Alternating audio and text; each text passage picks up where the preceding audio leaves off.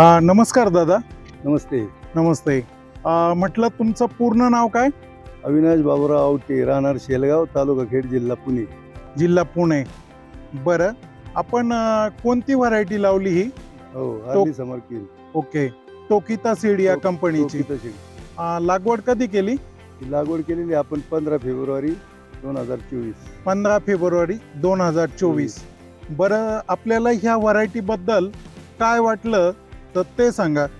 ही variety बघा, ही variety साधारण 50 ते 52 दिवसात हार्वेस्टिंगला आलेली आहे. ओके. 50 ते 52 दिवसात दिवसात काढणीसाठी आलेली आहे, तयार झालेली आहे. हो. आणि त्यानंतर वाढ पण जोमात झालेली आहे आणि या किडीचा किंवा रोगाचा प्रादुर्भाव इतर वाहनापेक्षा फार कमी आहे. इतर व्हरायटीच्या तुलनेत रोगप्रतिकारक शक्ती हिच्यामध्ये जबरदस्त आहे. चांगली आहे.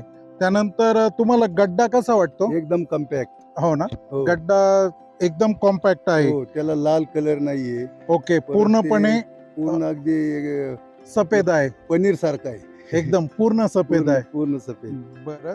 आणि साधारणतः जर तुम्ही बाजारपेठेमध्ये पाठवलं हो. तर कॉम्पॅक्टनेस असल्यामुळं कॉम्पॅक्ट बघा कसं आहे, याला मागणी चांगली राहील. त्यानंतर सफेदपणा पण आहे, म्हणजे मिल्की सफेद आहे. आणि पान पण जाड आहे. पान पण त्याच्यामुळे किडीचा प्रादुर्भाव फार कमी आहे, म्हणजे रोग प्रतिकारक शक्तीला चांगली व्हरायटी आहे. हो.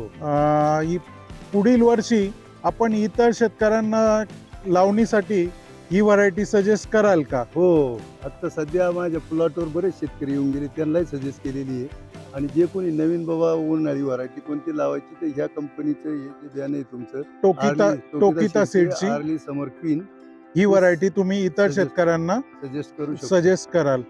ओके. खूप खूप धन्यवाद दादा, आपण खूप चांगली माहिती दिल्याबद्दल.